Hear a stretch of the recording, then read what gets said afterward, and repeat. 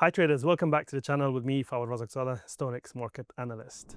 In today's video, we're looking at the latest outlook for the pound dollar forex pair, breaking down what's been driving the pound and the US dollar, and what key levels and economic data you should be watching in the week ahead. It's been a pretty choppy week for the dollar, and despite some weakness in the UK economy, the pound has managed to hold up surprisingly well against the greenback. So let's get into it. It's been a mixed week for the US dollar. On Wednesday, the Nonfarm Payrolls report came in much stronger than expected. And initially, the FX markets reacted in a classic way.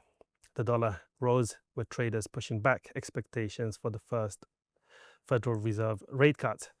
But that move didn't last. We saw the US dollar quickly roll back, which tells us something important, that there is still a strong underlying bearish bias on the US dollar.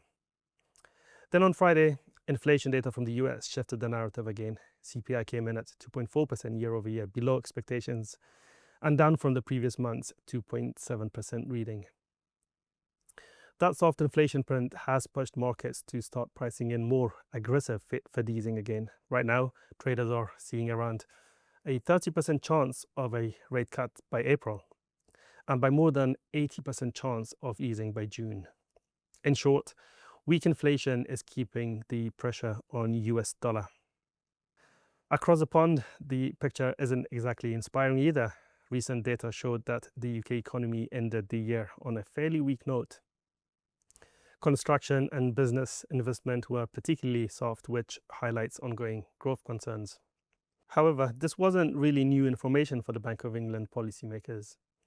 They already knew that the economy was slowing, which explains why the pound didn't really sell off aggressively after the data release. That said, the pound remains fundamentally fragile, especially against commodity dollars like the Aussie or the Kiwi. Now, from a technical perspective, the recent upside in the pound against the US dollar is more about dollar weakness than pound strength. Key support sits between 135 handle and 135.65. This was previous resistance, so it's a crucial zone to watch. If price were to break below that area, the next major support comes in near the 200-day moving average, which comes in at around 134 handle.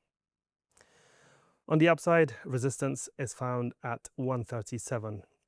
Then we have 137.90, and beyond that, there's nothing significant until the January high near 138.70. Looking ahead, we've got plenty of market moving data.